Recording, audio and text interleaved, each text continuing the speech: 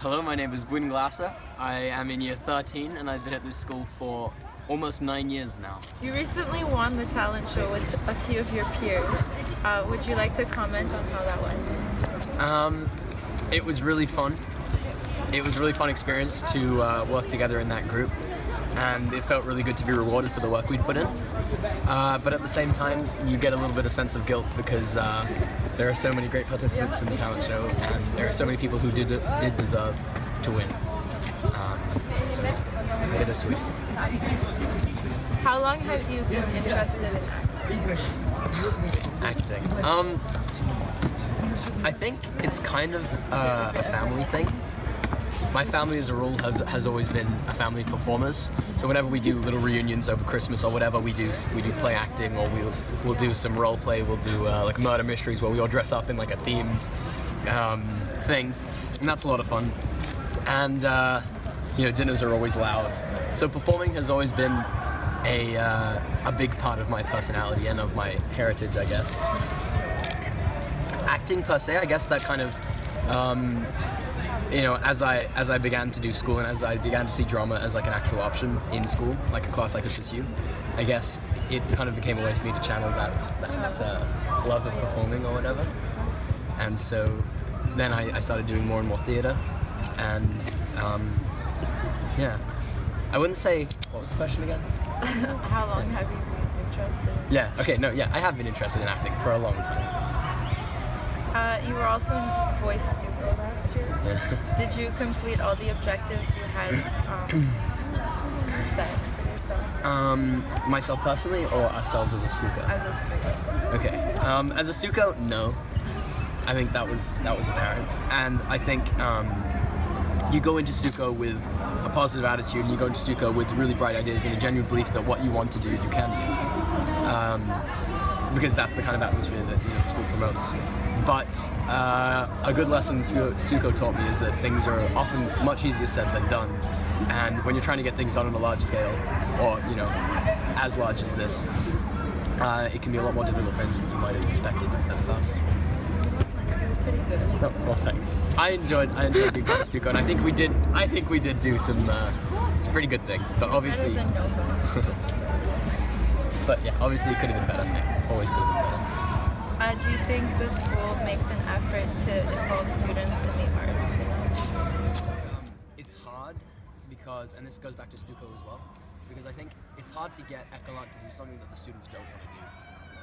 And I think the attitude in Ecolant is, and this is to some extent out of the control of the faculty or out of the control of the school, but I think the attitude is generally kind of, arts are just for fun.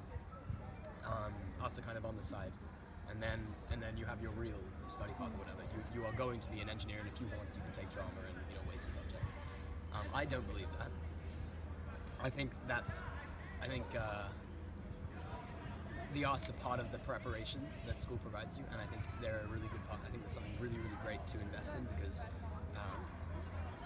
you can learn other things later on in life, but arts really give you a foundation of creativity and some awareness, and they get you more into a more like philosophical attitude towards academics and stuff. And I think it's great. But I think that's not the attitude of the school as a whole, and so I think it's difficult for the school, like say Mr. Hughes or whatever, to try and encourage the arts if the students don't want to be encouraged. So I think the school makes an effort. I think they could make a bigger effort, but I think there's a limit to how much they can do. That leads me to the next question. What do you think of the arts being optional and math being mandatory? Well, I think that's representative of a set of values which just exist. Because people do value academics, and that's what I was saying about the attitude of the school. People do value academics over the arts because academics is something that's more easily applicable. It's more reliable in terms of a career and stability in your life. But I think things like math and the more academic subjects don't focus on your growth as a person as much as the arts do. And I think personal growth is something that can be as applicable in life. But so yeah, I mean, I don't really mind whether maths is optional or not, but I think I don't think more value should be placed on academics necessarily. Yeah. But that's how it is. You've been in a lot of plays. What's your favorite character that you've played?